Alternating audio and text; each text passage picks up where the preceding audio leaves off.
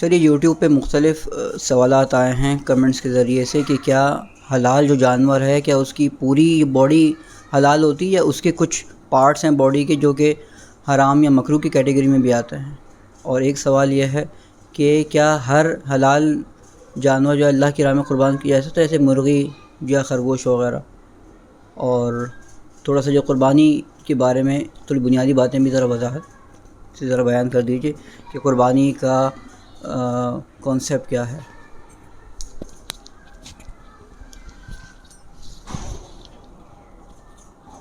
اچھا، تو یہ کچھ سوالات موصول ہوئے. تو قربانی کے حوالے سے کہ قربانی ہر جسم کے جانور کی جا سکتی ہے یا نہیں، اور قربانی کے جانور یعنی قربانی کے جانور کیا ایک نارملی حلال جانور سمجھ لیں کہ حلال جانور میں سے ہر حصہ اس کا کھایا جا سکتا ہے یا کچھ حصہ جائز ہے اور کوئی حصہ ایسا بھی ہے جانور کے اندر کہ وہ پورا حلال ہونے کے باوجود بھی وہ حصہ حرام کا حرام ہی رہا. ساتھ میں مجھ سے وہ سوال کیا تھا قربانی کے حوالے سے کہ قربانی کے حوالے سے بتا دیجئے. قربانی کے حوالے سے تو میں بہت تفصیل سے بیان کر چکا ہوں. قربانی کا لفظ کیا ہے، قربانی کے پیچھے جو قصہ بیان کیا جاتا ہے وہ کیا ہے، اس کی تو پوری ہماری ایک ویڈیو ہے قربانی کے حوالے سے. پھر بھی میں تھوڑا سا بیان کر دیتا ہوں کیونکہ پرانی ہو چکی ہے ویڈیو، شاید آپ کے سامنے نہیں آئی ہوگی. تو قربانی کے بارے میں یہ سمجھ لیں کہ یہ جو قربانی کا لفظ بیان کیا جاتا ہے تو آپ قربانی کا لفظ کس لیے بیان کرتے ہیں؟ جب بھی قربانی آپ کے ذہن میں آئے گا تو یہ جانور کو ذبح کرنے کا کیوں ذہن میں آتا ہے؟ قربانی تو قرب سے ہے.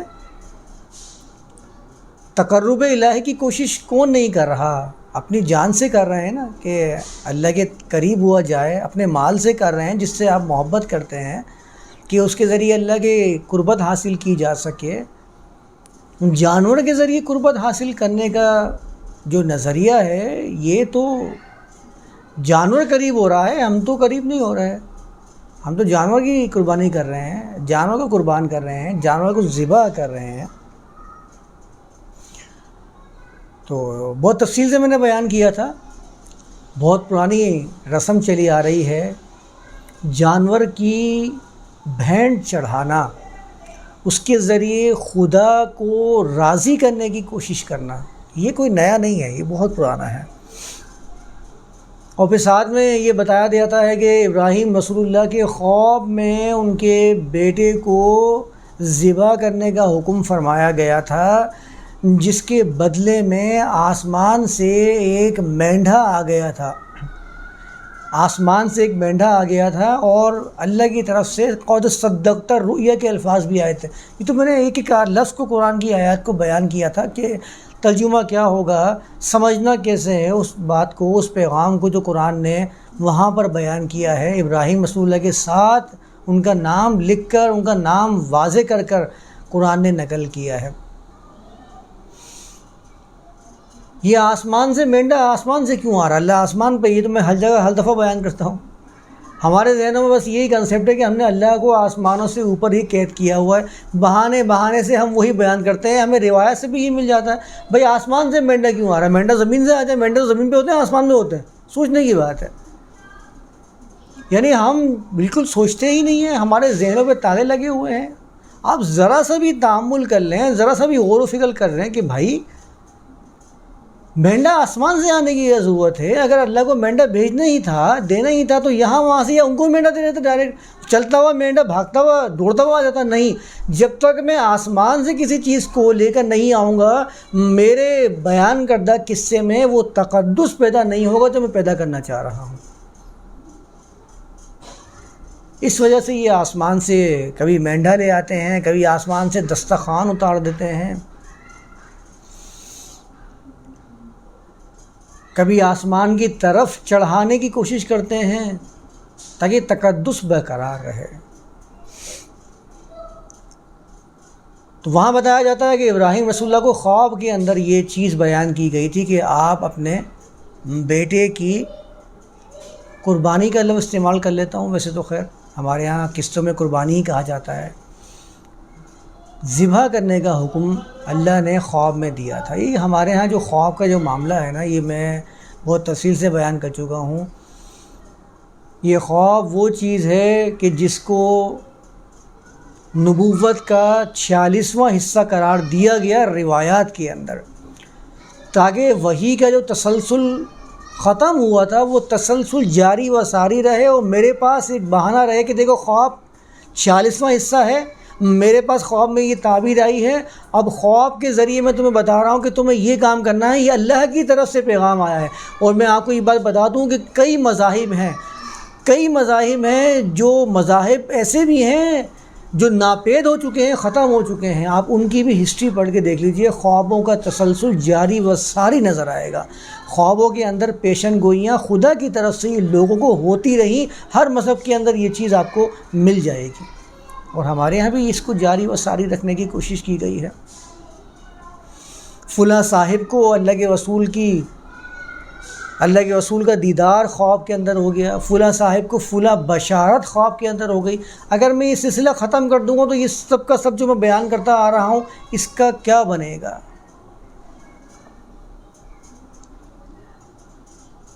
تو خواب کے اندر بیان کیا جاتا ہے کہ ابراہیم رسول اللہ کو ان کے بیٹے کے ذبح کرنے کا حکم اللہ کی طرف سے دیا گیا۔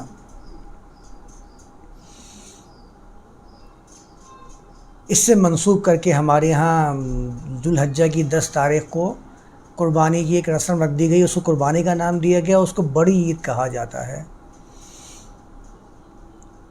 سنت ابراہیمی قرار دیا جاتا ہے۔ سنت ابراہیمی تو پھر جانور کی قربانی تو نہیں تھی، جانور کا ذبح تو نہیں تھا، بلکہ انہوں نے تو اقدام کیا تھا بیٹے کے ذبح کے لیے، تو سنت ابراہیمی تو پھر وہ بنتی ہے۔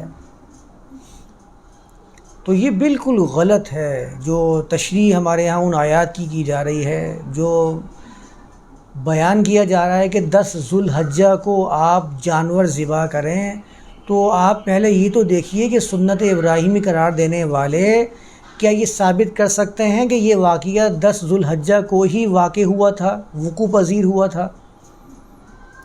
یعنی کس پہلو کو ہم یہاں دیکھیں گے؟ ہم نے تو بہت تفصیل سے اس کے اوپر بات کی تھی، ایک پہلو کو میں نے بیان کیا تھا، تقریباً 1 گھنٹے سے بھی اوپر کی ویڈیو ہے، بیان ہے، اس میں ایک چیز کو لے کے چلا تھا۔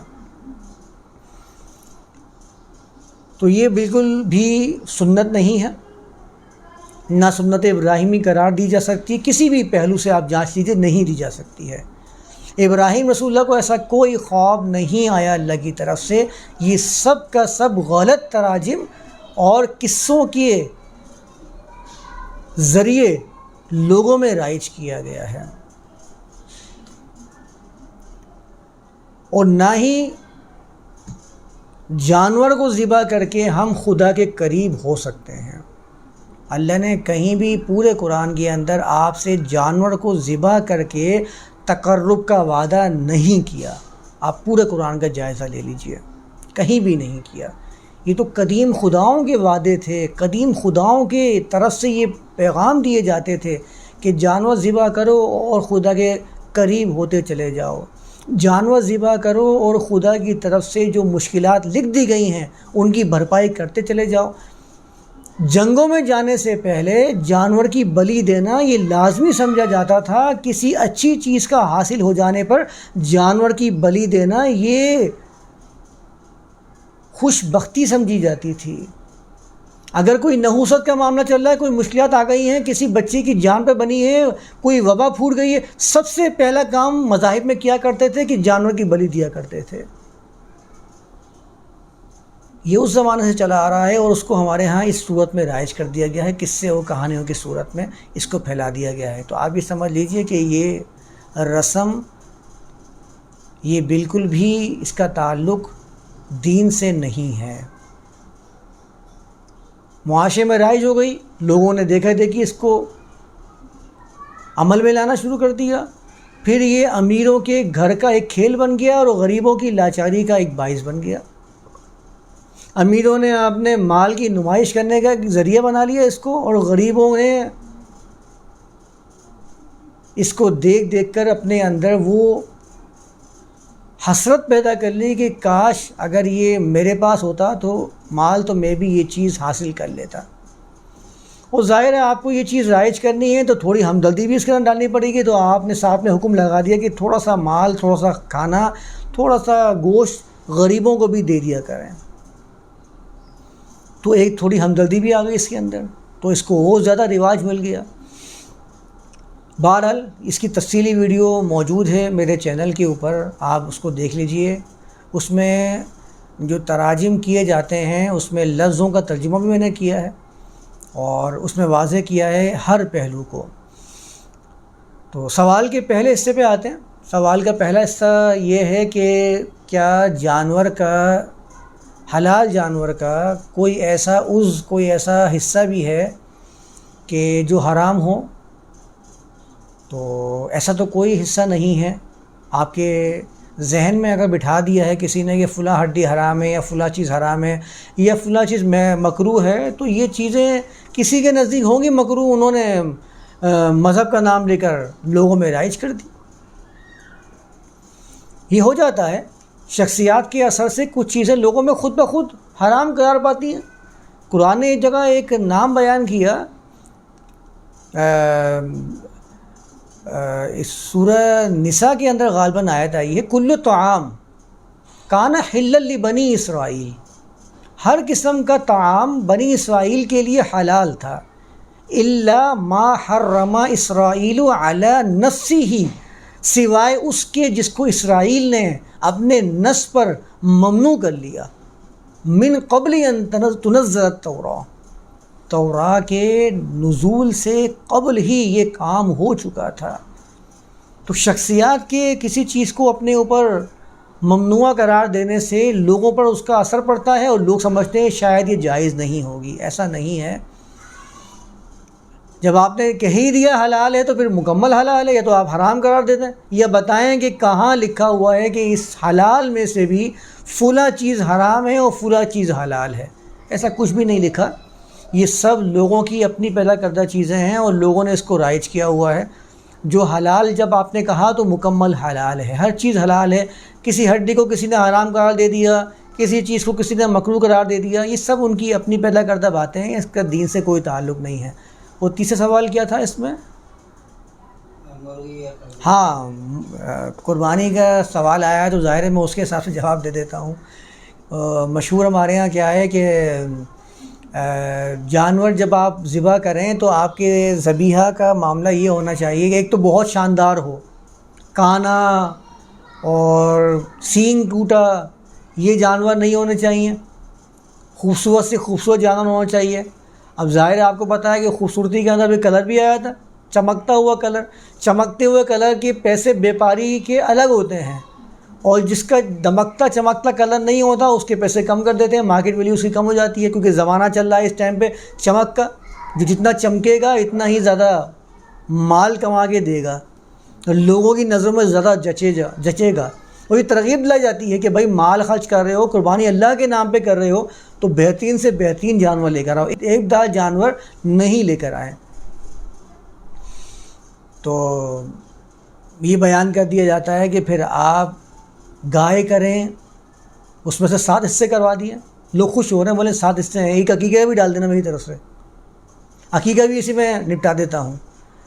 2 میرے باپ کی طرف سے، 2 میری امی کی طرف سے، اور فلاں رشتہ دار کی طرف سے قربانی ہو رہی ہے. اور سب پیسے ملا کے قربانی، اجتماعی قربانی کے نام سے جگہ جگہ اس کے اشتہار لگے، اجتماعی قربانی ہو رہی ہے. گائے میں 7 حصے ہیں، اونٹ میں کتنے؟ 10. اونٹ میں 10 حصے ہیں اور گائے میں 7 حصے ہوں گے. اور وہ بھی روایت سے مل جاتا ہے. بہرحال ابھی ہمارا وہ ٹاپک نہیں ہے. تو اب کہا جاتا ہے کہ گائے اور بکری اور اونٹ، عرب میں تو یہ چیزیں ہوتی تھی نا. راوی کو جتنا معلوم تھا، جتنا وہ جانتا تھا، اس نے اتنا ہی بیان کر دیا.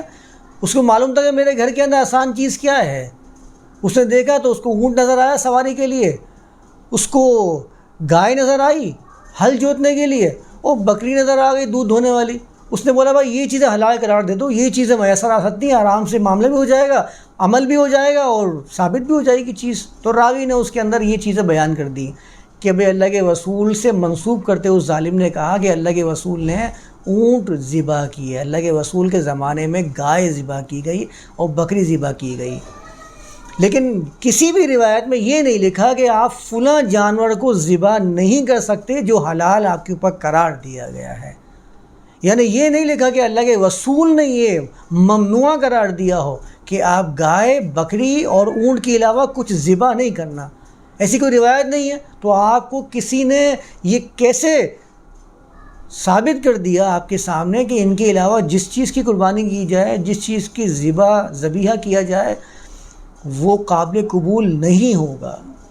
یہ کس نے آپ کے سامنے واضح کر دیا اور دلائل سے ثابت کر دیا؟ دلیل ہی نہیں ہے اس کے اوپر کوئی.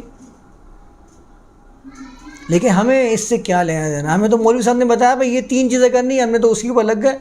ہم نے تو ویسی کون سی تحقیق کرنی ہے کہ قربانی تھی بھی یا نہیں تھی؟ میں نے تو معاشرے سے یہ چیزیں لی ہیں، معاشرے میں رائج تھی، میں تو اسی کے اوپر گامن چلا آ رہا ہوں. جب تک میں گھر کے اندر اپنے جانور لا کر اس کو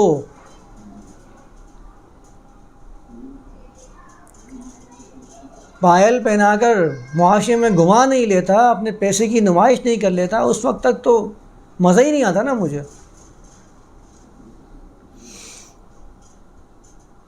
تو کسی روایت میں نہیں لکھا ہوا کہ آپ ان فلاں چیزوں کے علاوہ کسی اور حلال جانور کی قربانی نہیں کر سکتے، بلکہ یہاں پر تو اختلاف نقل کیا ہے. ایک روایت میں نے پڑھی تھی المصنف عبد الرزاق، اس میں 2 روایت میں نے دیکھی جس میں ایک جگہ لکھا ہوا کہ بلال، جن کے ساتھ حبشی کا لفظ استعمال کیا جاتا ہے، پورا نام تو لوگ جانتے بھی نہیں ہیں، وہ کہتے ہیں روایت میں لکھا ہوا ہے کہ میں تو مرغی ذبح کرنے میں بھی کوئی حرج نہیں سمجھتا. ابن عباس سے روایت مرغی کے بارے میں موجود ہے اسی المصنف عبد الرزاق کے اندر. تو پھر اجماع کا دعویٰ ہو کیسے سکتا ہے؟ ابن حزم کی کتاب المحلہ، اس کے اندر انہوں نے باقاعدہ اس کے اجماع کے اوپر رد نقل کیا ہے. بلکہ ایک روایت تو بخاری کے اندر آئی ہے کہ جمعے کے دن جس نے اپنی بیوی سے صحبت کرنے کے بعد غسل کیا اور اس کے بعد بہت جلدی صلاۃ کی طرف چلا گیا، تو وہاں پر قربانی کے ثواب کے بارے میں بشارتیں دی گئی ہیں کہ سب سے پہلے جو آئے گا اس کو اونٹ کے برابر ذبح کرنے کا ثواب ملے گا. اب بتائیے، جو دیر سے آئے گا اس کو گائے کے برابر، جو اور دیر سے آئے گا اس کو مرغی کے برابر، اور جو اور دیر سے آئے گا اس کو انڈے کے برابر. تو اس سے تو بلکہ ثبوت مل رہا ہے.